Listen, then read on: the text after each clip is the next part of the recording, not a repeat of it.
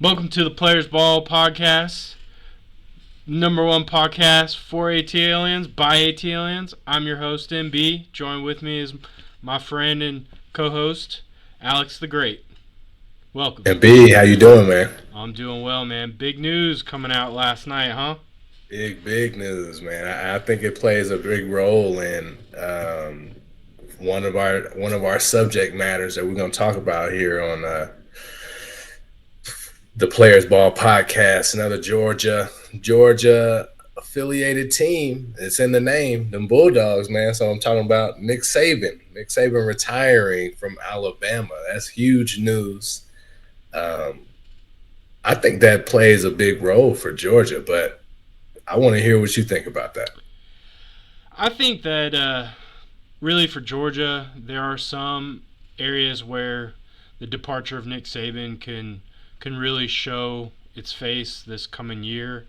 But ultimately, I don't think it really changes much for Kirby and the Dogs. Really depends on who they go out and hire. One of the names that would have been attached to Georgia in some way, Dan Lanning, but he came out today and emphatically said he was returning to Oregon, and really, I don't blame him. They got, in my opinion, the biggest booster in all of college athletics, and Phil Knight, the founder of Nike. They have the facilities. I hear Eugene's beautiful. They're going to be in the Big Ten next year. Like, he's got nothing to gain from coming to Alabama. A lot of pressure will be applied to him down there too. I heard Alabama had to pay like $20 million to get him, so there's a lot of obstacles there, right? Yeah, and you bring up a point that I think is going to be key for this job opening period is there's a lot of pressure following Nick Saban. Uh, Big I shoes to fill. I wouldn't want to be the next guy, right? You Right. want to be the guy after the next guy. Uh, Hmm. but the one Yeah, name let that him take really some of that shine. could impact the Dogs is Glenn Schumann. He was Alabama alum. Hmm. He is the current co-defensive coordinator at UGA. He was a student assistant at Alabama from 2008 to 2011. He was a graduate assistant there from 2011 to 2014, and All right, then he got deep was ties. he was Yeah. director of football operations at Alabama from 2014 to 2015. And Hmm. then when Kirby got hired at Georgia, he was our first hire. So, Really? yeah, so he's a Valdosta guy, so he's a Georgia guy, but he's got deep, deep roots to that program and to that college. So, if they decided to go after him, I do think that there's a good possibility he would have interest in that job, and then that would impact Georgia directly, right? Because we'd be losing a coordinator, we'd be losing a great recruiter. The good news for Georgia is we have Will Muschamp right beside him. Hmm. That's a Georgia alum, played for UGA, played with Kirby Smart, still regarded as one of the best defensive minds in the game. So Georgia wouldn't hurt too much, but it would definitely be felt in Athens. Now, Where I think it would be to Georgia's gain is from the recruiting standpoint. I imagine so many players want to play for the GOAT. The GOAT's no longer at Alabama, and Georgia is SEC. I can't say reign supreme because they just lost the SEC championship, but um, Kirby Smart is that guy now, right? People yeah, want to play for Georgia. They want to play for Kirby Smart. And if you formerly wanted to go to Alabama because you wanted to go and play under Nick Saban, who's put so many pros in the league, I saw an article said he has like 35 players in the playoffs this year, which is nuts. But if you want to go to the NFL, you go play for Nick Saban. He's not there anymore. With him being out of the equation, SEC is the best, still the best conference in college football. It will remain to be so. If you want to play in the best conference and go to the best school, that's now Georgia. Right? There's less competition at the top now, with the dogs being now big dog. yeah. I mean, I definitely think it will impact recruiting. You know, who they hire to replace Nick will will impact how much we feel that. But I think they'll get a good head coach, right? It's a pretty well known program, arguably the best program in the history of college sports. I mean, they have the most championships. Mhm. I mean, a good portion of those came under Nick Saban. So, Yeah, um, yeah, 5, right? seven. Well, yeah, he had seven total, but five, I believe, were in Yeah. Tuscaloosa. But yeah, so I think they have 17 or 18 total in their history. Bear Bryant It's a third has, of that. That's yeah, massive. and Bear Bryant, has an equal amount to Nick Saban, if not one or two more. But they're very Mm. close. Um, I think Nick has one more on Bear for total, but just at Alabama, I think Bear has more. So they have tradition. I would argue that tradition is not really all that important. Um, they have the facilities, but so does pretty much every team in the SEC and the Yeah, Big Ten. it's a more level playing field now because that tradition. I think at least a portion of that goes away when the coach goes away. Right. So there are two names that I'm curious to see what happens moving forward. They're Georgia kids. One of them is actually a Georgia legacy and chose to go to Alabama over UGA, and that's two freshmen, Caleb Downs and um, Justice Haynes. Mm. And so Caleb got a lot of playing time this year. He was their starting safety, All American, like fantastic year. Justice Haynes got a few carries, wasn't really nearly as utilized as people may have thought. Um, but, both are freshmen, both from the state of Georgia. Uh, chose to go play for the GOAT. He's no longer there. Do they decide to transfer? And I think that's going to be really interesting in the next month is to see how many kids decide to go play somewhere else now that Nick Saban's gone. And I know Alabama fans they may not want to act like they're scared, but They should be. they should be, right. Um, Mike Johnson on the game played for Yeah, Alabama, and I, 99. I I listened to him when I dropped the kids off at school in the morning, and he was talking about, Likewise. yeah. So you hear him talking about his experiences because he was there when Nick first came to Alabama, and he was just talking about how even then, like they had a transition period and they didn't win right away. Like it Right. took a couple years. So I imagine it's going to take a couple years no matter who comes in. Like it's not going to be an easy seamless transition. Like you don't just replace the greatest of all time and everything run smooth. So Yeah. I definitely think moving forward, at least in the next year, maybe 2 years, the Dogs definitely have a leg up in the SEC Hmm. recruiting. They should have a leg up on the field, and we'll have to wait and see. I mean, Georgia goes to Tuscaloosa this year. I was really hoping to beat Alabama at Alabama, beat Nick Saban in Alabama, but Chance is gone. now, It's like our Falcons on Tom Brady's last year, man. He ain't even played. yeah. Bastard. Remained undefeated against us. So now we're just gonna have to wait and see what happens. See who they hire. Yeah. Okay. All right, man. Go dogs. We're Yeah, gonna see how far Alabama can fall. Not to throw dirt on the wound, but it looks good for Georgia. Georgia was already on the massively was exponential growth. No, the hype train was it's been out the station at this point. So and they're the real deal. This only helps. yeah. All right, man. So College to the pros.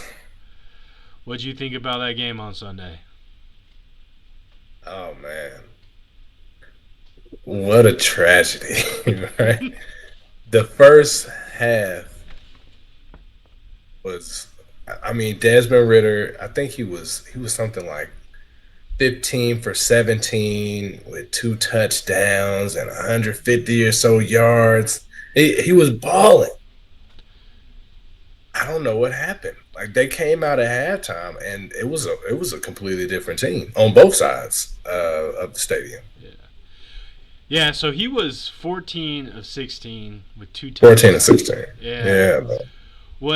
What's crazy? They came out that game right. They went on a scoring drive, seven plays, 94 yards. They capped it off with a 15-yard touchdown to Jonnu Smith. Like things looked up. Drive one. They forced. It wasn't a three and out, but I think the Saints they got a first down on the first or the second play, and then they didn't get another first down. So it was like five, and then Defense was blowing up. so Yeah. defense got that stop at the beginning. We scored. We did our job. We went into halftime, knotted up 17-17, and then the wheels just fell off. I And mean, if they even had wheels, dog, it was like the engine fell out. yeah. Right? Like, Yeah, I think it's just like a microcosm of the season though, right? Like so much potential. You would see spurts of brilliant play, and then you would see a team that just didn't deserve to be out there on the field. Like, yeah.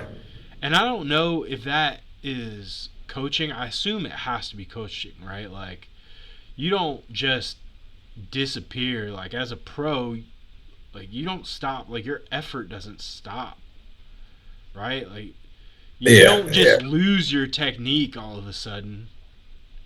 Not in one trip to the locker room. They were in there for 20 minutes. If Like, that. So, yeah, if that. yeah, it was hard to watch. I will say, knowing that Tampa Bay took care of business, and that regardless of outcome, we wouldn't have been in the playoffs. I do think that that helps take away a little bit of the sting, but Yeah, I mean, having number 8 pick. that, seven, right? that helps. Oh no, number eight I for the think it's like, third yeah. straight year we pick eighth. Third, so this was crazy. 7 and 10, 3 straight years. Eighth pick. I don't know if that was 3 straight, It but is because at least two. we picked Bijan eighth, we picked Drake Drake London, London, and eighth. then um, man, who came before Drake? It wasn't Do Kyle we want to say his Pitts. name? Yeah, it was. I thought he was fourth overall. He was fourth overall, but that was Oh, maybe 4 picks I'm ago. yeah. So looking Yeah. forward. So If we went Bijan, yeah, Drake, Bijan and then this Drake, year and eighth. then this year we'll have eighth. So we'll have had three straight. Desmond Ritter. He was a I second think he had rounder. no, no, no. He wasn't. Yeah, I'm not contending he was the eighth overall pick. Yeah, He had, I believe the number is 12. He had 12 touchdowns, 12 interceptions, 12 fumbles. yeah. Great stat line. It was wild to have Matt Ryan calling that game. There was a play that I watched, and I really couldn't hear a whole lot of the broadcast. It was hard to distinguish because I think they had a 3-man team, but I saw it on Twitter after the fact, and he talked about that throw in the in the red zone that Ritter missed to Bijan, where he threw it. He should have hit the outside shoulder, but he threw it to the inside, and it was just a bad pass. And Matt Ryan said, like, if he wanted to hit that pass, he needs to turn his foot towards the receiver, and you almost automatically hit the outside shoulder. Hearing him give that level of critique, it really gave me a bit of remorse that we didn't draft a quarterback while he was here. That was my whole thing about wanting. I think that was the Justin Fields draft was his last year here. Wanting to bring a quarterback in, even with the first round pick, that would sit for a year because we had someone who was a student of the game, football IQ off the charts, right? His arm had left a little bit, but what he could have passed down to a rookie would have been crazy, man. Like to hear him in the booth saying stuff like that, if he could have done that for a Desmond Ritter, I think we have a completely different quarterback at this point. Yeah, it's funny. I mean, he was actually here. If you want to get into the technicalities of it, he was still in Atlanta when we drafted Desmond Ritter. However, or I don't know I which came think first. Uh, we let he was we gone before the draft, wasn't I guess he was, he? Yeah. but he very well could have been here. He was under contract, and then the whole Deshaun Watson debacle Yeah. happened, and then he gets shown the door. We bring in Marcus Mariota and Desmond Ritter, and What a which 2 years it's been at quarterback in Atlanta, man. what did Arthur Blank? Did you watch any of the press conference? No, I Uh, did listen to Rich McKay, his interview with I think it was Dukes and Bell though. yeah, no, Arthur. He said the quarterback play has been abysmal. Oh snap! Really? Yeah, That's what I like to hear, man. Because you know what I said last week was he's got to go. But what one thing that Rich McKay he said multiple times when he was talking to Deuce and Bell was his desire to win. He wants to win more than anyone in the city, right? So I mean that's good to hear. And he just seems like a wonderful man.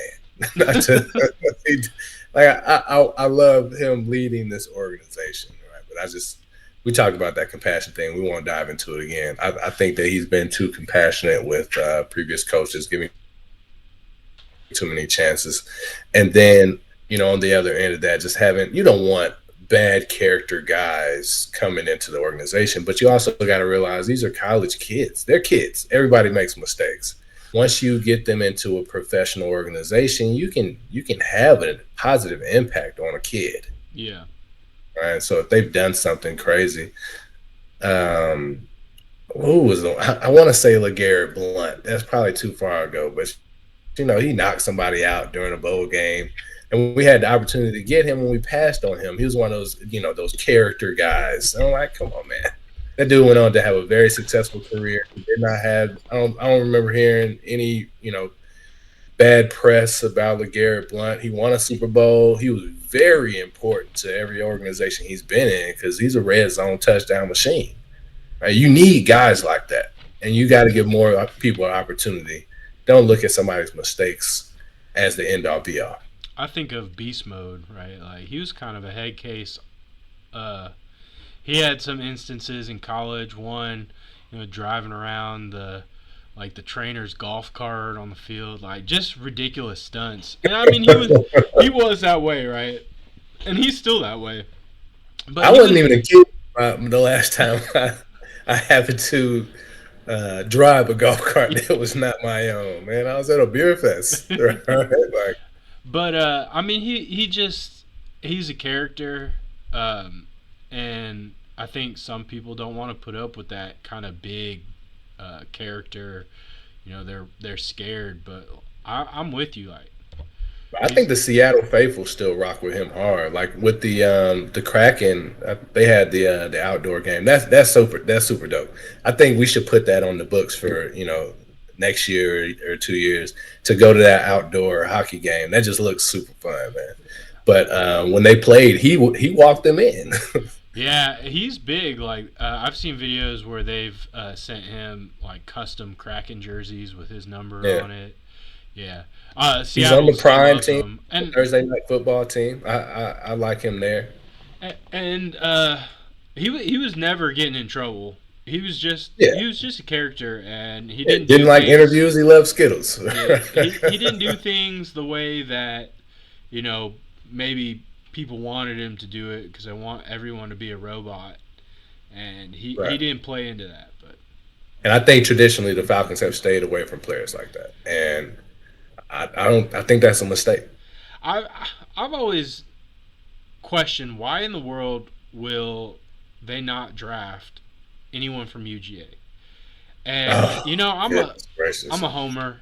I'm not gonna deny that. Like I'm a huge They've been UGA one of the fan. best. You didn't even have to say that to know that Georgia has been putting out some of the best players in the league. I mean, Javon Walker, he was the number one overall last year. He upped his game this year, got 10 sacks. Man, we haven't had a 10 sack player. for the Jags, right? Yeah. Yeah, we haven't had someone hit 10 sacks since Vic Beasley in 2016. And before that, I don't know when the last, 10 sack player was. And then Jalen Carter, who, did his thing this year for the Eagles. Yeah. Just wrecking stuff. I know Big Jordan Davis, he got hurt for a little bit, but he had some success there too. Yeah, I think most of them, Keely Ringo has had success. I think they've all had success in spurts. They're still rookies or second year guys. They're still Yeah. adjusting to the league, to the speed of the game, to the longer schedule, it's got to be more physical. I don't care Oh yeah. how physical they think they are at Georgia and Alabama and some of these programs. Grown man on grown man. It's different when you get to the league. So I just I never. I imagine my 35-year-old self tussling with like my 25-year-old self. I think I whip my ass right now. I beat 25-year-old Marcus ass, and that dude was in shape, right? Had pecs and abs. I don't have that now. I got pecs. I don't have no abs. You don't want no smoke with me. I got that old man strength coming in. It's coming in hot, man. But at the same time, like I've thought about this a lot. I don't think football was ever meant for grown men to play. Like it's a kid's game. It's way too violent. Like I'm not gonna say I don't love it because I love it. I still watch Right. it. But when I look at these guys and what they're doing to each other, and you see videos of players on Monday and what their bodies have gone through, watching that quarterbacks, and you see what Kirk Cousins, and yeah. all these guys go through is unnatural for grown men, bigger, faster, stronger. Our bodies don't react the same way as they do when we're kids. Like we're not as bendable. We don't bounce back. We don't heal as fast. Like you're just not meant to take that much of a beating when you're, 30, 40 years old. And then Yeah. you add that on top of the fact that these guys are bigger, stronger, faster, so they're hitting harder, right? Like Yeah. they say it's like being in a car accident like every Sunday. Yeah. Not to mention like the head trauma, right? Like your helmet to helmet type injuries, the CTE stuff, which you don't hear much about these days. I thought that's kind of odd.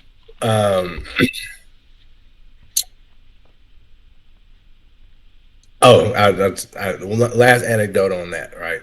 Humans love violence. Yeah. Kind of like we're predisposed to it. Brittany says that football is the modern day gladiatorial games. Like these guys are gladiators competing in a coliseum, so it's less violent than that, right? You're not seeing a tiger rip a man's arm off or someone gut it with a knife. But the appeal is there, and it's more sustainable. You don't lose half of your players to death. Yeah. Right. I definitely think that analogy it plays, right? They're literal gladiators. Yeah. So, but we strayed a little bit from Falcon Saints. So I just want to get back to that real quick. The things that kind of stood out to me in that game that just kind of make you question, what the heck are we doing? Bijan, he had 11 carries for 28 yards. 11 carries for 28 yards. Yeah. It's terrible. It is terrible. Well, do you have the entire stat lines up? Do you have the other running backs? How many touches did I did not. I know we got into passing. I don't have all the stat lines, but I'll tell you total rush yards. We had 78. They had 154. And I think that was flipped the first time we played them. We ran all over them. Yeah. We also had 3 turnovers, which one of them was at the end of the game. It was not really meaningful, but to their 0. One of those picks? The one by Logan Whiteside, yeah. They scored off of it, but at that point, the game was over. Yeah, they took it to the one and then ran in on the Right. victory So formation. it Right. didn't really make a difference in the outcome. I was done with Dez before this game, but if there was any doubt, that last pick gave it to me. It was like, all right, yeah, But the he crazy doesn't have thing, enough.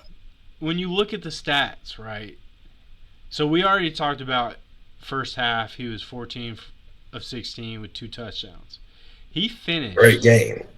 22 for 30 with 2 touchdowns, 1 interception, and 1 fumble loss. And if you took away that interception and that lost fumble, which really was a bad snap, like that's a solid stat line. Yeah, but they also had at least one drop pick. Right? It was a terrible throw. Yeah. I don't know who he was throwing it to, and I believe it was the linebacker. I don't know who it was, but he dropped the ball. That's why they don't get paid to play wide receiver. But tale of two halves, man. It's crazy how quickly that pivoted. Yeah. So we lose. Defense too. Go. What you got to say about defense? Because So you've made a point before about your distaste for Richie Grant. uh, so what's crazy, Richie's a great open field tackler. But Yes, he his is. coverage skills are non existent. Yes, they are not. So like he to me only plays like his only position fit would be safety. But Yeah, I mean, you have to pay him at safety, right? And he it feels like he pairs so well with Jesse Bates because there are times where they are like yin and yang.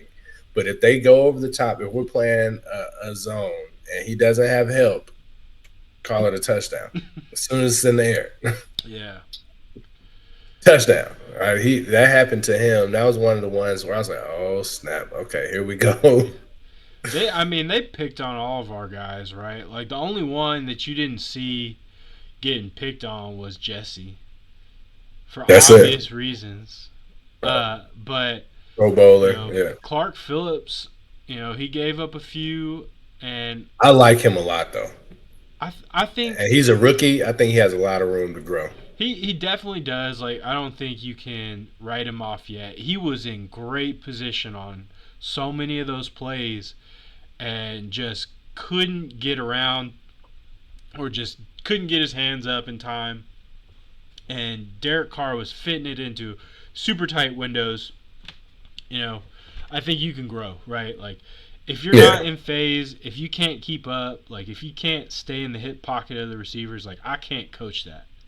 I can right. get you to get that extra level of, all right, I need to turn my head around or I need to be more ball Yeah, aware, like stuff like that. As long as I'm already in hands up, position. right? Yeah. Yeah. So I still have a lot of faith in his growth and development. Like you said, he's a rookie. The Uh, other the other defensive back that we had that got a lot more run this year. I think he was a rookie last year. I can't think of his name, but I like him as well. I think our secondary, and it's not that I don't like Richie Grant, right? But he gave up a bunch of touchdowns this year overall. But in that Saints game, he got mossed a couple times. And I just don't like that. That's not a good feeling for me. so you got AJ Terrell, you got Clark Phillips, you got Demarco Helms, which Demarco Helms is also a rookie. He was a safety, I think.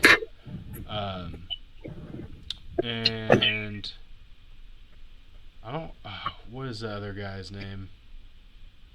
I can't remember what the other corner's name is. But in general, our defense played okay.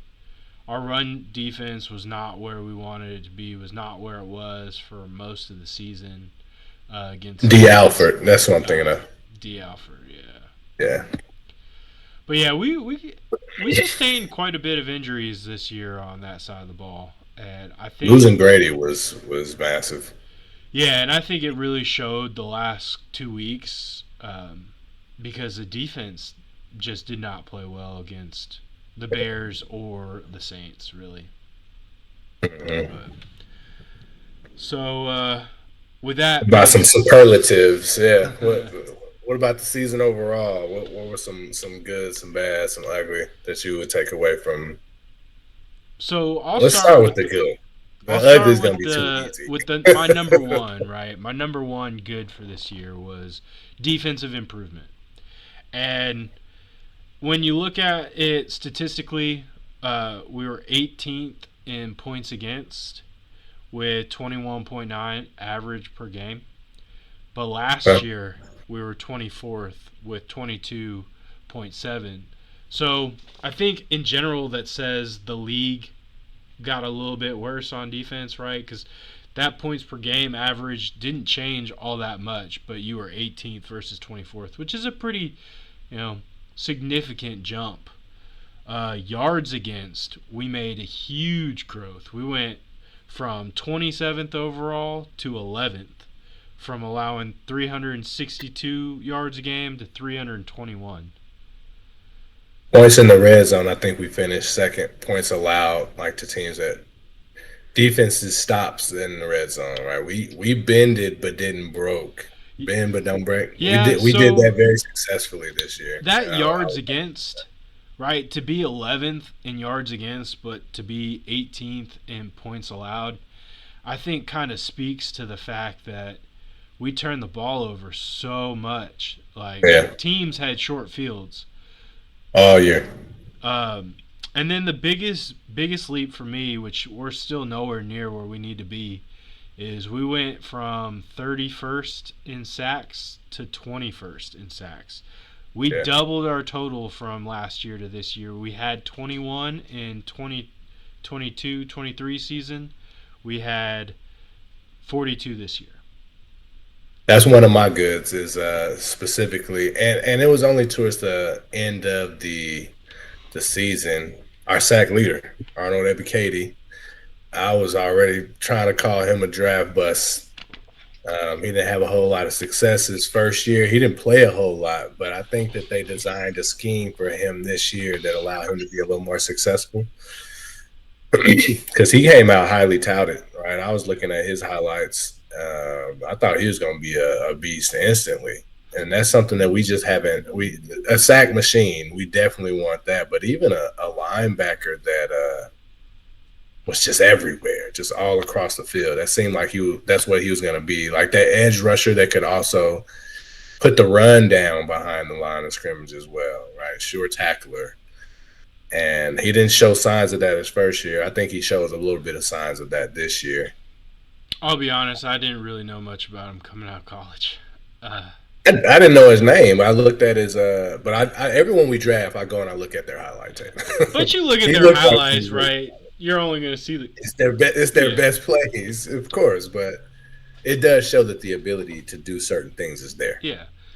The one that kind of surprised me, I think he came on a little later, was Bud Dupree. He played pretty well. Oh I yeah, think he ended with 6 sacks this year, which, you know, is not, again, it's not what we want, but compared to take it. how abysmal we've been in the pass rush over the last 3, 4, 5 years, I'll take 6 sack guys all day long. Yeah, I Uh, think Arnold Ebiketie, he only had 7 or 6.5, but Dupree had that. I think he had the same amount as Calais Campbell, who had I think 5.5 or 6. I would love a double digit sack guy. oh yeah, for sure. But like we're saying, good good compared to where we've been. Everything's better than zero. Yeah. So again, like our defense was much improved this year, but you're still in the bottom half of the league, right? So you still got a lot of growth. I think if Grady sticks around, we're probably top half because under Dean Pease, we like that was a great defense, and I think the personnel got better this year than it was last year. Oh yeah, the personnel is. A ton better. I mean, we spent money. We had money to spend on defensive We got players. money this year too. Yeah, we're gonna have a And lot they more say they're money gonna this spend year. it. Rich McKay said they're gonna spend it. It's like we got money to burn. And I'm like, hell yeah, let's do it. So that kind of leads to my other good and Jesse Bates. right? Oh, He had a what career a year. signing. He what he have? He led the team in interceptions with 6 and in tackles with 132. So that was money well spent. I don't remember the terms of his contract, but I know he's here for a little bit He's the highest longer. paid safety. I think it's 6 years. So I'm happy to have him. I liked him before, but for him to come in and to live up to the contract and then some, I'd I didn't take know a that. whole lot about him when he was in Cincinnati. So I saw the money we paid, and then I mean it didn't take long. It might have been his first game that he grabbed one. First or second game, grabbed one, took it back to the crib. Man, like he had an interception for a touchdown. But that's actually one of my bets. You don't want your safety to be your leading tackler. Now he is that good. He's all over the field. He wasn't always. He was in the backfield a good bit, right? But you want to have your linebackers linebacking. Yeah. We've had that historically, even not that many years ago. I hate that we didn't get to pay Foya Luakan, Yeah. the Nigerian nightmare. He's been leading the Jaguars in tackles for the last couple of years. He's still a beast. It's funny you Your call linebackers your linebackers should lead the league in tackles or lead your team in tackles. there's a there's a guy recruit. He's starting at UGA. He's actually like already there, but he's going to be a freshman in this up and coming season. He refers to himself as the Nigerian nightmare. Names. Well, he can have it now. I mean, boy, don't pay for us no more. I don't care. I think about Foye and I think about the Harvard scholar. But Wait, Harvard Scholar? Who you talking about? or he went to Yale. He was either Harvard or Yale guy. Who? Foy Lucan? Yeah, Oh, okay. yeah. He I went didn't to know he where he went he to was school. he was an Ivy leaguer, which they're not really known for football. Yeah, and the way he plays, shoot, Yeah. it's like the defensive equivalent of Fitzmagic. Yeah, I think he had a pretty good year too for the Jags. Yeah, no, I think so. Yeah. But yeah, I say good on Jesse Bates because we paid him a lot of money and he came and he balled, No, right? no, Like it is a good. All right, I don't want to completely discredit it. It was just the aspect of that line. So he is the good. The linebacking core would be the bad for me. so. The other thing that I think pretty good were our draft picks, at least from the Mhm. standpoint of we utilized them, we got production out of them. Oh yeah. Um, I don't necessarily agree with how we drafted, but when you draft a guy, they better show up on Sunday. And we had that. We had Bijan. He graded out this year as a 69.1. He rushed for 976 yards, only 4 rushing touchdowns. That's our issue, though. We don't score touchdowns. That's why we lose. He had 58 receptions for 487 yards and 4 more touchdowns. Now, was the record that he set, was that all NFL or just Falcons? He set the yards from scrimmage rookie record. As far as I understand, it's just Falcons. Okay, Yeah, I will say the bad on Bijan is he had 7 fumble losses.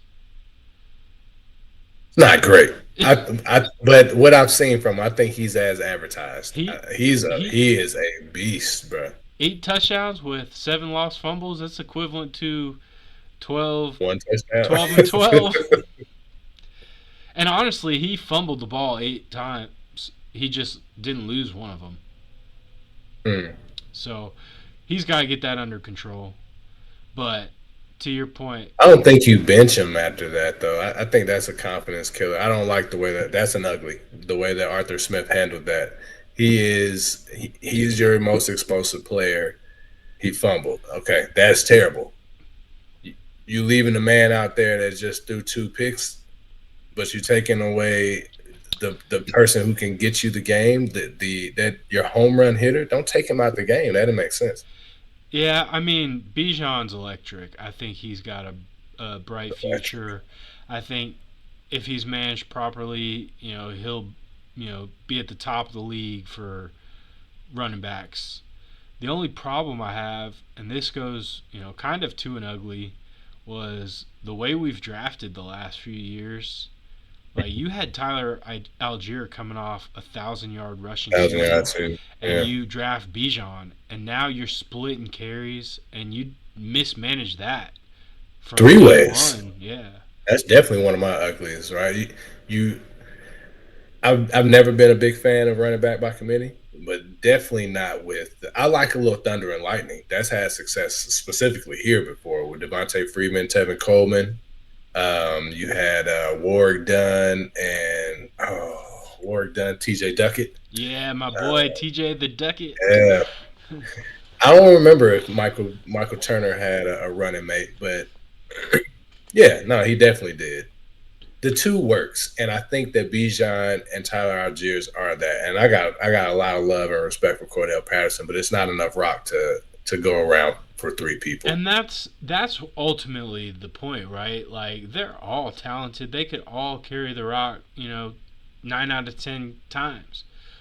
But you can only share the ball so much. Can only share And so much, man. and you spent an eighth overall pick on Bijan. You spent an eighth overall pick on Drake London. You spent a fourth pick on Kyle Pitts, and you can't feed them all every play. So Well, you they got didn't feed Kyle Pitts nearly at all. He and Jonnu Smith have almost identical stat lines for the season. I think Drake London. I like Drake London a lot. Actually, it was kind of disappointing that it seemed like whenever Heineke was playing, he couldn't get Drake the ball, and he's our best receiver. yeah, Big Dez out there, he gonna force it to Drake, and he was getting some highlight reel catches. He's not a yak monster, but he gonna get the ball. He'll moss you. And they didn't really target. I don't feel like they targeted him in the end zone a whole lot during like in uh, red zone scenarios. I give him a jump ball.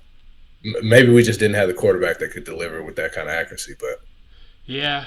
Um, Quarterback play ugly.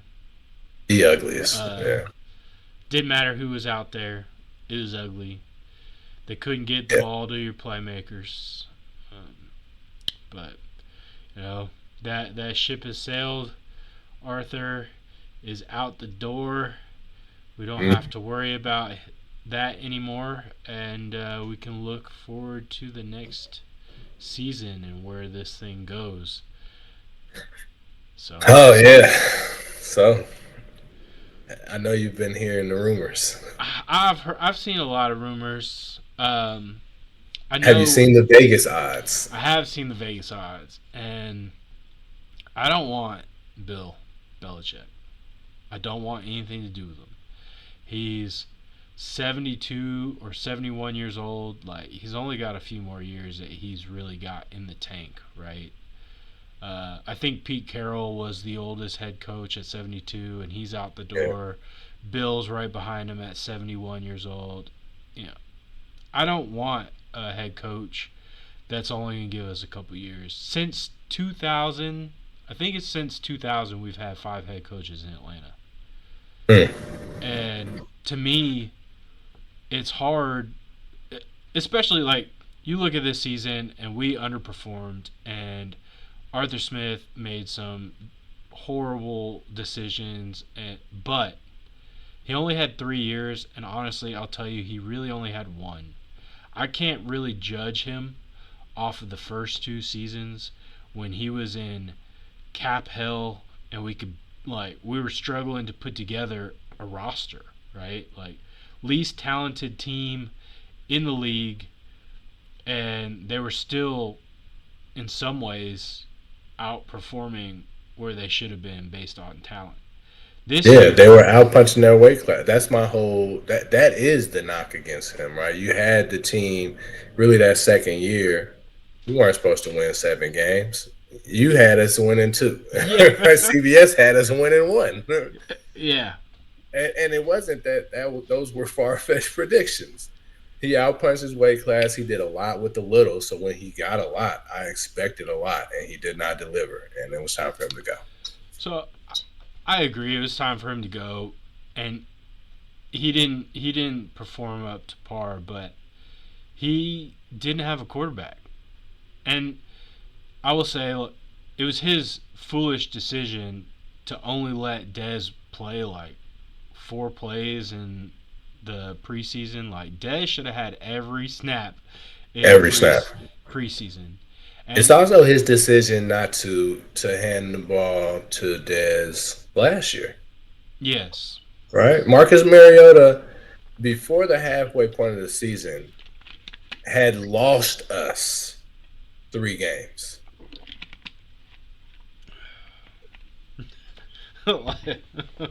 Give the if you, I mean, maybe he knew what we saw this year.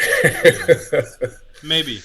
But then you have more time to evaluate him. But if he knew what we saw this year, then that's And we another. didn't draft a quarterback, right? Yeah, that's another shame on you then, because you didn't go out and get one in free agency and you didn't draft one. So, but yeah, so he's gone. I don't particularly want Bill because I want a coach that's going to be here for a while, and I don't think Bill gives you that.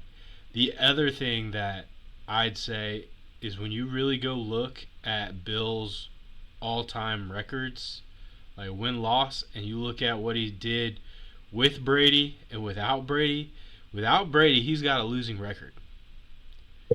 And I'm not going to say that everything that happened while Brady was here or in New England was because of Tom, but the record does say that it was a big piece, right?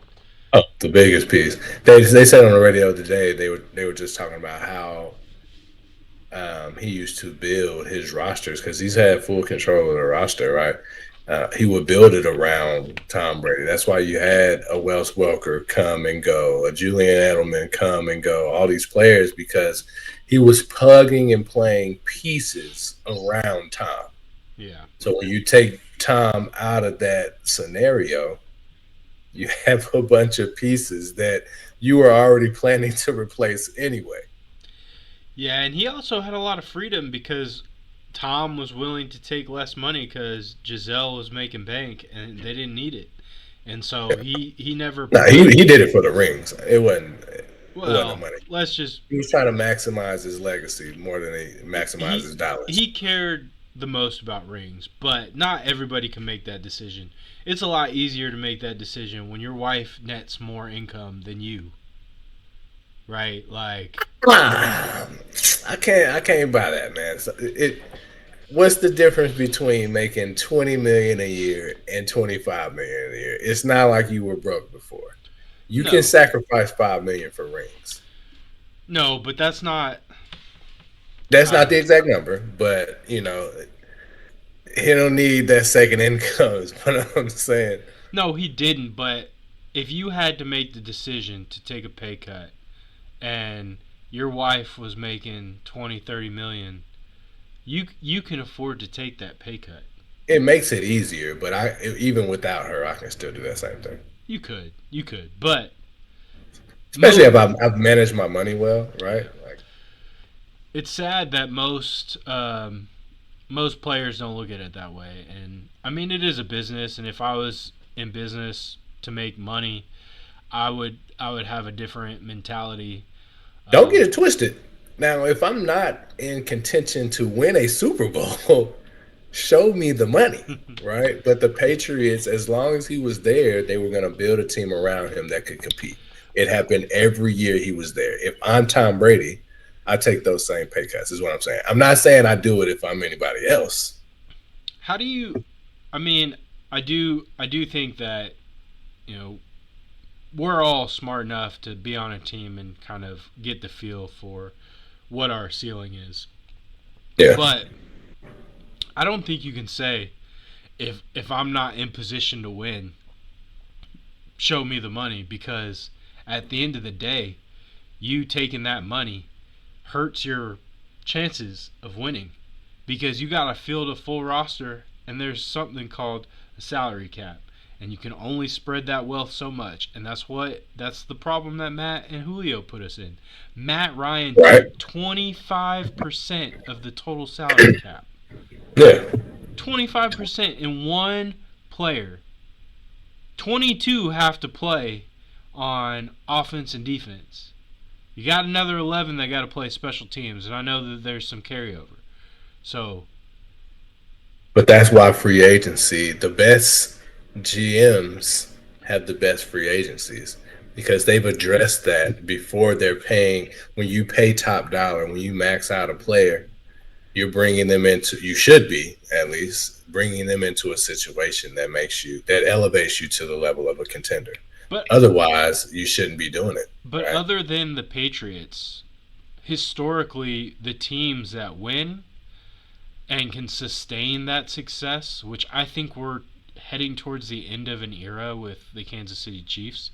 They were I able was gonna to say the Chiefs. Yeah. they were able to do so because they hit big on draft picks, which were on minimal size contracts. Like Patrick Mahomes outplayed his value for his rookie deal, and they were able to pay the pieces around him. Now, all of that starting to come to head because they had to pay him, I don't know, $40 million a year to stay.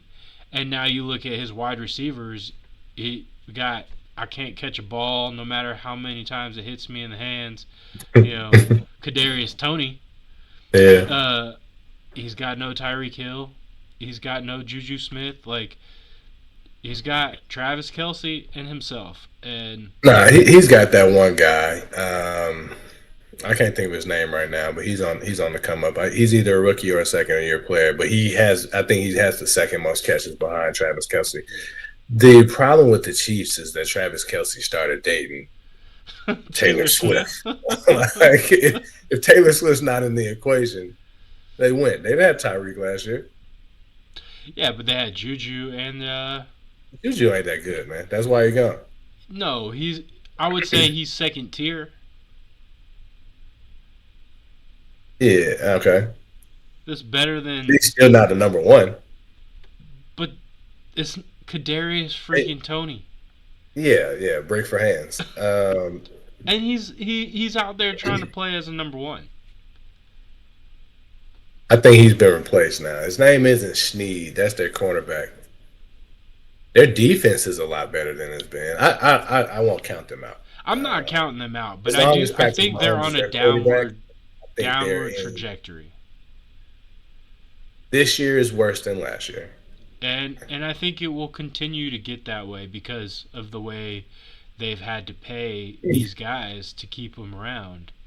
But there's a draft every year, man. There is, and that's All they honestly need is a wide receiver. If they hit on a wide receiver, back where they were. and honestly that's what, in my opinion, has been killing the Falcons is our inability to build through the draft. But I think this year, you already hit on it. That's one of the goods. I think the players that we drafted, Zach Harrison, Clark Phillips, Bijan. I love Bijan. Matthew Bergeron. Matthew Bergeron. You know, he was thrown into the fire earlier than I believe he anticipated. He handled it well. He did okay. Zach Harrison didn't get a whole lot of spin towards the end until, those defensive line injuries started to pile up. He had 33 tackles and 3 sacks. His overall grade was a 63. And Bijan was a 69? Yeah, and he saw the field in all 16 games. It was just in limited. I really do think Zach Harrison started to come on, though, towards the end. Yeah, I agree. And, he comes from a big-name school. Like, I know that's not always... Nebraska? Who did he play for? He played for Ohio State. Ohio State? And I know college program doesn't always tell the story, but I do think it does matter at some key positions. Like, you're not going to find a J.J. Watt, or at App State, right? No, they're too good. He went to Wisconsin, but he was a 3-star. Like, Wisconsin's a big name school. It is. I mean, it's a Big Ten school, but you know, you don't find as many players, I guess, is where I'm going, that show out and become these all stars. Like Tyreek Hill, like coming from I don't even remember where he went. You can find a wide receiver there, Yeah. Um, like but Chad Johnson, Terrell Owens, Steve Smith Jr. or Senior. Randy All these Moss, dudes. Yeah, Randy Moss. All these um, dudes went to small schools. Marshall, um, what's his name? T.O. went to UTC up in Chattanooga. Hmm. Uh, Sidebar: my old boss, when I was still working at Shaw, he was an offensive lineman at UTC, and he played with T.O. Oh, that's dope. Yeah. So yeah, one of those random facts. Yeah, Yeah, but to get back to coaches, right? Bill, he's the one that I keep seeing where has Vegas the has the best best Vegas odds. odds. I, Yeah. I hope not. I've seen a lot of names of coordinators come through Hmm. today that the Falcons have requested interviews with because they have to ask. Right. I will Ben say Johnson, I've seen from the Lions. I will say of the current head coaches that are available. So they've been a head coach before and they're available. If I had to choose between Bill Belichick and any of the other ones, my choice would be Pete Carroll. And I don't think he'll be around for long, but I think I Pete was gonna has. say that goes against what you were saying about Bill. Did not Yeah, against him. and that's why, like, honestly, I don't want him. But if I had to choose between, I would choose Pete over Bill because I think Pete has a better track record of winning everywhere he's been with every no matter the talent, right? No matter the personnel. He's He's coached, always had fire talent. but that could be somewhat his ability to find and um, coach and um, tell the GM what he needs, right? Like it could be that Pete Carroll is better at saying this is what I need and identifying that in talent and then, getting those pieces, right? I mean, Bill's been doing both those jobs though, right? And I think that's hard to do. I don't want if he did come in, I wouldn't want him to do that. So that's I why wouldn't be mad at it. I don't think he'll come here for that primary point is that Well, that was words out of his mouth though, that he would be willing to relinquish personnel decisions. we'll see. I do think that I want to see Terry Fontenot continue to make those calls. Yeah, yeah. And if Bill is Bill, then I don't want him. I want Terry Fontenot to be the GM. I want a head coach to head coach. Right. Um, but yeah, so if I had to choose between the two, I'd choose Pete Carroll. But I do like some of the coordinators that I've seen names. Ben Johnson, you said. I think they're interviewing both DC and OC for the Lions, or at least they've requested it. They've requested, I think it's offensive coordinator for the 49ers. I did read that they were wanting to interview more Yeah. offensive coordinator or offensive minded personnel. Seen a couple O line coaches. Real quick on Raheem Morris. What I was trying to say with him is that is when they canned Dan Quinn, he was interim for 4 games. I think he won 3 of those. He's well thought of around the league from the players, and this is coming from 99 a game, 92.9 a game more than anything. But I like that name. I don't think we could get him, but it'd be nice to get Harbaugh in here. That would be cool. Um, I wouldn't be mad at Bill Belichick coming down here. In all honesty, man, I would like someone who has a history of winning. I know he hasn't won in the last 5 years, but that team, if he's willing to relinquish personnel decisions or at least take a back seat, right? end all be all, I'm with it. Sign me up for some of that Bill Belichick magic, right? I want it. Yeah, I This is a was. way better team than what he has currently or had, because I know they parted ways had with the Patriots. Yeah, We get in a quarterback, and he's supposed to be a genius. I mean, he didn't have good players for the last couple of years. I don't know. Mac Jones had a solid rookie campaign, and then He did. everything just fell apart. And I Mac don't. Jones reminds me a lot of Zion Williamson, man. Right? Like they have a lot of talent, but they didn't show. He didn't seem like he was a student of the game, man, or really a controller of his own destiny, his body. Like he's getting fat. Like you got to work out, dog. It ain't nothing. Not to fat shame anybody, but you're a professional athlete. Your body should be one of your top priorities, and it just did not seem to be his thing, man. What was his And the food name? in Boston's not even that good, right? I know what Zion's going through in New Orleans. That food is incredible. Who was it? Was it Lamarcus Russell? Uh, Oh man, Joe Marcus, yeah, Jamarcus Russell, Marcus Russell, yeah, one man. of the biggest, if not the biggest, draft busts in the history of time. It's up there Came with in, Ryan Leaf. gained Yeah, like 50 pounds. hmm? Heavyweight. He Yeah. wanted to be a lineman. But I want some new blood, right? Like that's just my personal opinion. I would like to see an up and comer. It would be cool if Jim Harbaugh, only because he's had success in the league, he's had success in college.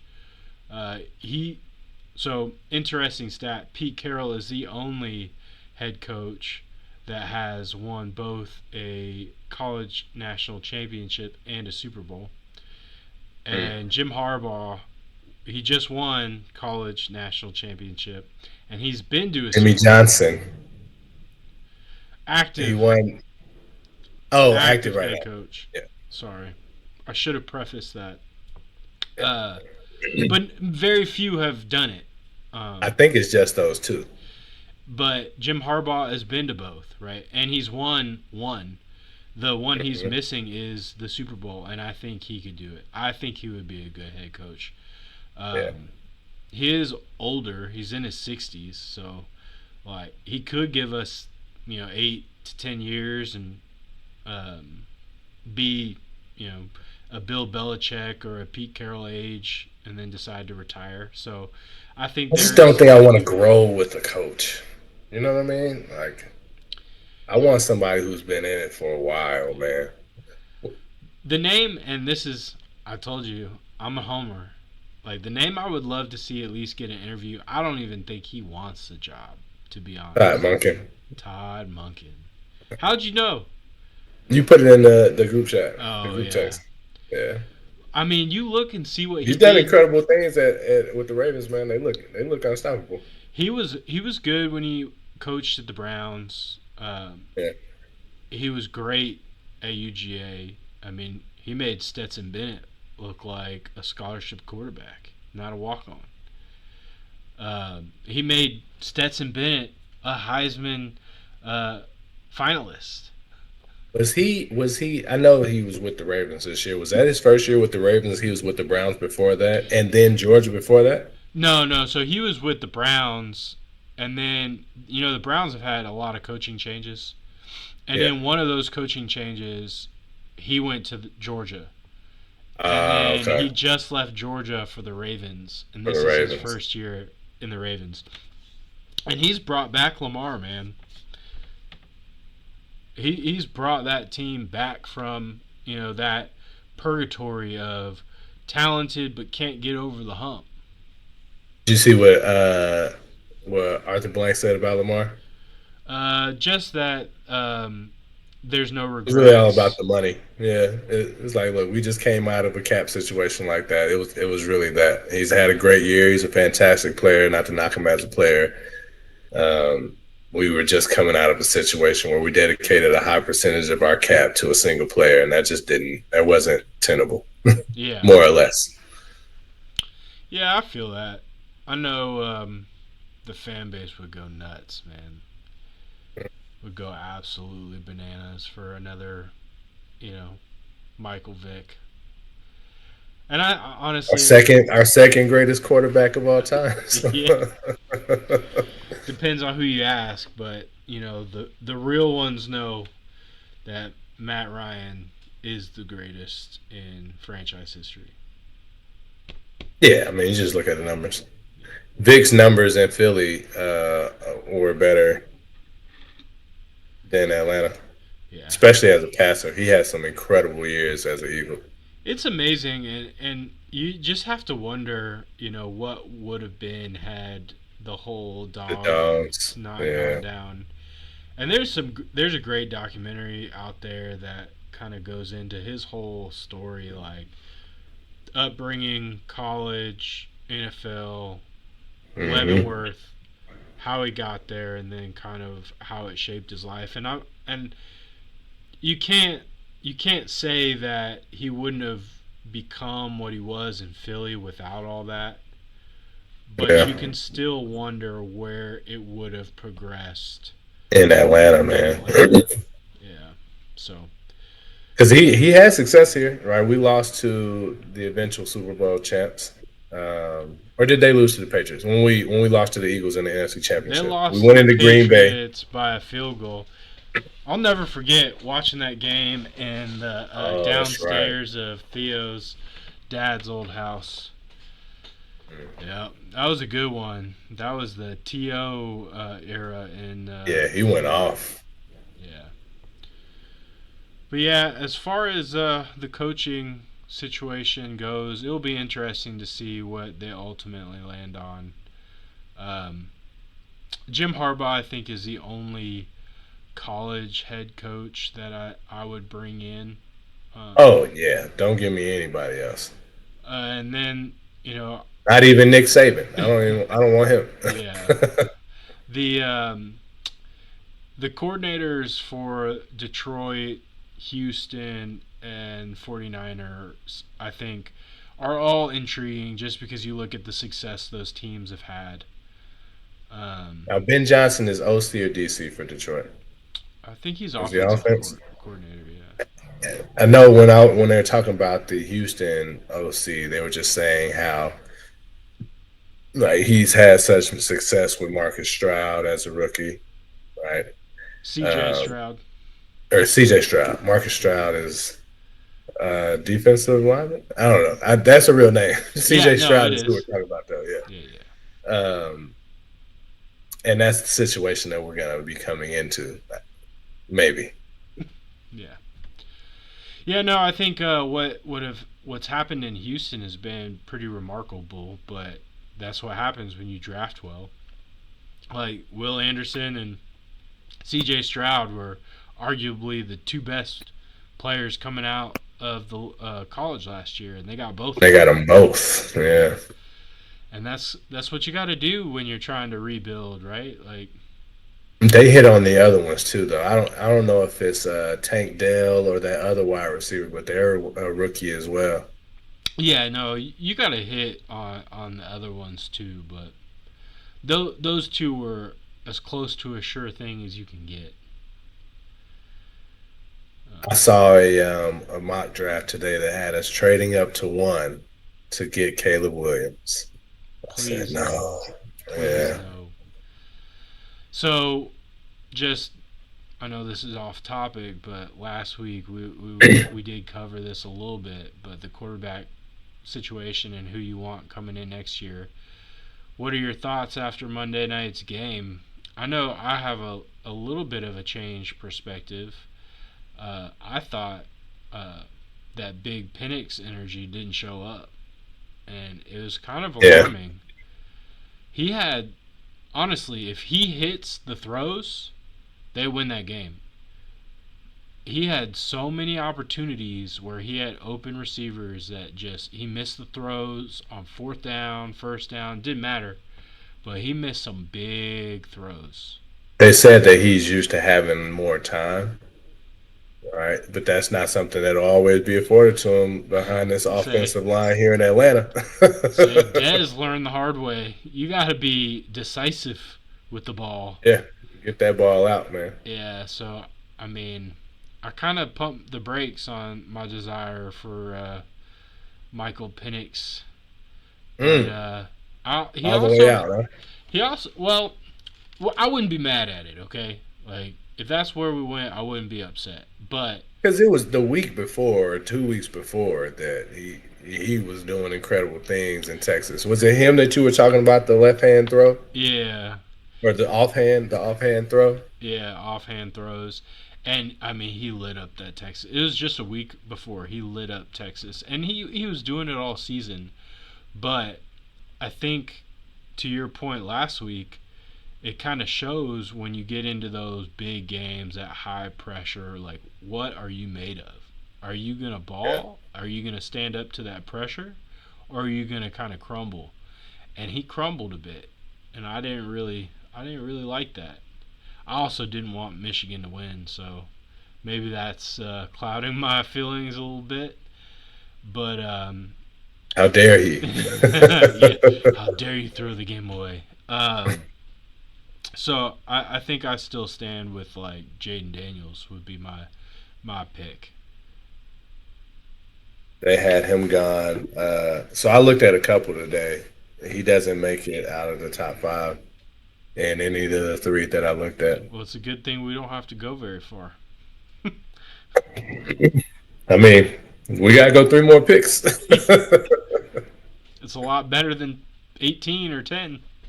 Oh, 100%. Yeah, Yeah. you were absolutely right. And losing the game, I would like to think it sets us up for the future of our franchise for years to come. One of these eighth picks is going to hit. Third time's a charm. We're 2 for 2. The third one's just going to be the best one.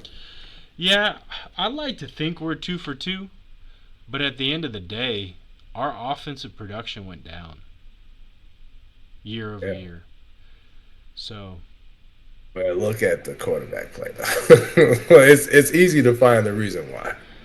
it is, and it's easy to make that the scapegoat. Only time will be the proof, right? Like if we go out and we get a quarterback and they prove to be a franchise, player, top tier level quarterback, and all those guys start balling out, then whew, hallelujah. But we could get in a CJ Stroud and those guys still be middle of the road. We won't know until we see it. So The fumbles are an issue, but I don't think Bijan is middle of the road. I think not first year. Next year, he'll be upper echelon running back in the league. I sure hope so. I put big money on that. Yeah. And I think Drake London, if you get him the right quarterback, will be, I mean, not Pro Bowl second year or third year, but he will be the guy, right? And if he's around, get a unicorn the ball, man. I guess he's had a touchdown for every year that he's in the league is the number of touchdowns that he's had. So Jeez. first year Oh one, yeah. second year two, third year three, and this year he had 4 touchdowns. Yeah, I saw that. He's going up. You sent me the meme. Is like year 20 Yeah. gonna be crazy. That's Yeah. wild, ain't it? Yeah, I will say I looked up his stat line earlier today because I was curious, and he only played 10 games last year. He had 356 yards receiving on 23 touches. It's not very much. With 2 touchdowns this year, he doubled his touches. He had 53 for 667 and only 3 touchdowns. So in 6 more games, he doubled his production. So I'd say that's pretty good. Like he didn't play double the games, but he doubled his output at least for catches and yards. He's still got to get that touchdown number up, but some of that's not on him, right? I mean, a lot of it may not be on him. I just don't. I've seen enough of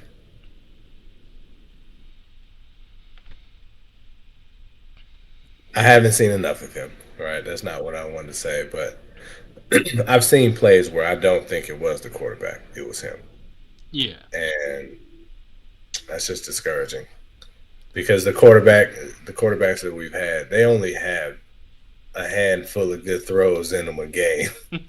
You cannot blow one of those throws, and he's done that more than once. Apparently, this last week it was 14.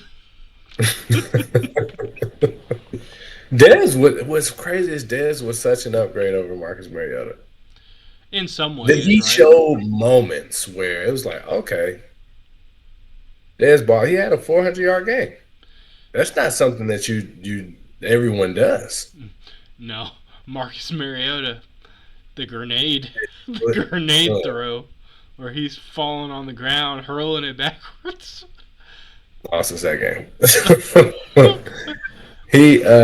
I feel like Marcus Mariota might have averaged like 100 passing yards per game, man. Yeah, he was It's probably a awful. little higher than that, but it was a very, very, very, very, very, very, very, very low number. I remember when we signed him, and you are the supreme optimist. Oh yeah, man. I gotta sell myself something. And you thought it was going to be good, and I tried to tell you, He's a Heisman winner, man. man. I try to sell anybody who will listen, man, because if I get somebody to buy in, that increases my own belief in the lies that I'm selling. One of these days, though, you're gonna be right, and I'm gonna be happy for it because Yeah, if either Dez or Mariota would have panned out, like it's good for the franchise, it's good for all of us, you know. mhm. But The city needs a Super Bowl. City does, and like I'm over the 28-3. Uh, I'm over the jokes. I'm over what happened. Like I've moved on and moved past it. But It's a forever thing until we win. Like every time we play the Saints, they come in with 28-3 gear on. yeah, I mean, They I come mean in with that Super everybody. Bowl stuff. It's the joke of the league, which it is what it is. But if you want to get rid of that, the only way to do it is to win one. And Gotta as a win. Georgia fan who waited, I'm not 41 years old, but Georgia as a whole waited 41 years. The moment they hoisted that trophy, all those jokes, all those comebacks, it's been 40 years. All Best that regular goes season away. team. Yeah. Yeah. The always next year team. Well, we always got next year. Next They were year's the going to be. Cowboys of college football for a Yeah. long time. Yeah.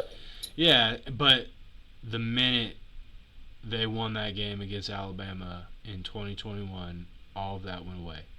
All of it. And now you see it in the fan bases when people want to talk that talk. They're like, it's been 2 years. Like, we're back to back. When's the last time you won one? For us, we won the last two. Like, so Yeah. you want to get that monkey off your back. You gotta win that trophy. Braves did it already. Right. Braves did it. And they're geared up. Yeah, yeah. I'm. We'll talk a little bit of Braves next week Yeah. for sure. Maybe some Let's. Hawks too. They're just makes me sad. Yeah, I saw a post or an article come by yesterday, I think, and it was like the Hawks went from an up and coming to like just not even in the conversation. And it's Yeah. just sad how far and how fast that team fell after going to the conference finals.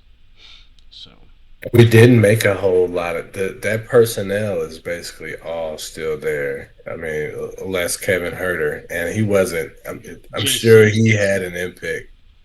Well, we replaced him with somebody better at this point, but the results haven't been better. in general, though, that team, they haven't really built. They keep rolling out the same five, and Yeah. I think as a fan, like that's the most frustrating thing about this year and last year's. So this year it was addition by subtraction, right? You Yeah, got rid of JC. You filled him in with one of the rookies. Not a rookie, but first time full time basically. starter, right? Yeah. Um, First full year under Quinn Snyder, right? yeah, Alice Sale. but beyond that, like you didn't really do anything. And the year before, they didn't do anything. They just said, let's run it back with the same squad. And that's No, they frustrating. signed DeJounte. That was Oh, it. yeah. Last year was his first year, so that was their big move. Right. But, yeah, We'll anyway, see. like, Yeah, you need some more wholesale changes. I think you got to look at Trey and what he brings. And at this point, I think you say Trey and Jalen Johnson, and then you build around those two guys. I'd like to see Sadiq Bey stay because I like his game, but and I really do like Onyeka Okongwu, but I think you have to just kind of push those aside and say we're going to build around these two cornerstones of Trey and Jalen. And yeah. if that means get rid of one of those two guys or both, then that's what you got to do. I'm Um, with you. But yeah, those to me they'd be great rotation pieces. But you need a starting five that is Jalen, Trey, and three other guys. You need a true center. Not I mean I like Clint, but Clint gets bodied and bullied by the big bigs in the league. And then there's a couple of bigs where if he can stick with him inside, they can pull him outside, like the Joker. I mean, the Joker's he's just a rare breed, right? He can do everything. Yeah, Um, but Embiid has his way. He's one of the big bigs, right? He does well against most others, but he's getting a little bit older. yeah, It's time. It is time for a change. yeah. But enough about those Hawks. I think it's time we save that one for another night and sign off and put a bow on this Falcon season and just hope hope that front office does what's right and gets a coach and staff in here that sets us up for the next 5 to 10 years of success. Yeah, we say we'll talk Hawks next week, but I'm hoping we'll have some news before then, and maybe we can talk Falcons again. So we'll see what happens within the next 5 to 7 days. Yeah, I mean Arthur said they're in no hurry, so I really don't expect to hear. I honestly would think you'd hear about Nick Saban's replacement before we hear about the Falcons. I think there's a lot more pressure in the college game because of recruiting that they got to fill that. The Falcons really don't need to do anything until they start talking off-season, free agency, draft prep, and all that. I'm So gonna disagree with that only because of how many coaching vacancies there are. There's 8 teams right now looking for a head coach. You can't be the last man off the block, or you won't get who you want. Right, everyone that we talked about is going to be interviewed by multiple teams. If you don't strike while the iron's hot, you're gonna miss your guy. So that's why I anticipate maybe not this week, but within the next 2 weeks, we better have a head coach, or we won't have one. The ones that we wanted had to settle for some bum or some newbie. how many weeks do we have until the Super Bowl? Super Bowl is beginning of Uh, February. First week of February, yeah. So, yeah, we could. So I'm just thinking back to historically, right? When we were going to the Super Bowl was when we heard Kyle was leaving for the Niners. So yeah, I think maybe not this week, but two, 2, 3 weeks we should probably hear something. It delays if one of the candidates that you have on, at the top of your list has success in the playoffs, right? If the Lions shock the world and go deep, then it's gonna be a time period of extended waiting for a Ben Johnson, right? If the Houston Texans have some success, it's gonna be an extended period of waiting for their OC as well. But those candidates that don't have jobs, I guess all of them really have jobs. Like Raheem Morris, he's with the Rams. He's there, DC. Um, and they're like the dark horse right now, from what everybody's saying. Yeah, I mean, we didn't really talk about him, but you got Mike Vrabel that's out there. You've Yeah, got Bill but they're Belichick. saying he's probably going to New England. Right, slide right in there, won 3 Super Bowls there. Yeah. So you got Bill, you got Pete, which they say he's staying in Like Seattle, a and like advisory role. Yeah, right. So I mean, if you're talking any of those other guys, I'm sure there are names that we're not hearing yet. Um, Dan Quinn, I've heard, but he won't be back here. I don't I could not see the Falcons fan base Oh no, welcoming he him. won't be back. Yeah, Yeah. I think that ship sailed. But all those other guys, Houston's not in the playoffs. Yeah, there. They are. Yeah, they're playing. That's one of the storylines. They're playing the Browns, Mm, the Deshaun Watson, former Browns. yeah. So, yeah, all of them. Depending on who wins and who loses these next couple weeks, to your point, could delay some. Byron, yeah. Yeah. Well, anyways, it's been real. It's been good. I've enjoyed the conversation. Hopefully next year we have a lot more positive things to talk about in regards to the Falcons. To our individual, familial, and success together, success as fans. To our success, man. I see bright things in the future. More things for us than the Falcons, but I got hope for them too, man. You know how I get down. Once I just need a little 3 weeks for the season to be over, to recharge a little bit. I can restore that optimism, man. Yeah, I mean it's going to be off season, free agency, draft conversation before we know it. Yeah, And yeah, blinking. So I'm interested to see what we do from a draft standpoint. Um, that really is going to make or break our future, at least next year. That and free agency, right? Like, man, let's plan to go to the draft at the Benz, man. is it at the Benz this year? It has been the last 2 years. Oh, you're talking about the Draft draft night. night. Yeah, I thought you yeah. were talking about the draft. I was like, No, no, not in New York. I yeah. think that's where it is, or maybe it was in Nashville last year or something. Last year I think it was in Nashville recently. I think it was in Vegas recently. So that's on the move now, right? But Yeah, no, like the draft party at the Benz, it's a good time, man. It's a lot of fun. yeah. Maybe do a live vlog Live pod, yeah. from That'd be dope. get a get a station set up. Oh yeah, sit next to 92.9 a game, Yeah, man. be a official media members. Yeah, get press pass. You know they let you go everywhere in the stadium during that. So at one point, obviously you're on the field, but I was in a suite. I was all over the place, man. Yeah, that sounds dope. We'll have to put that on the books. All right, man. Well, signing off.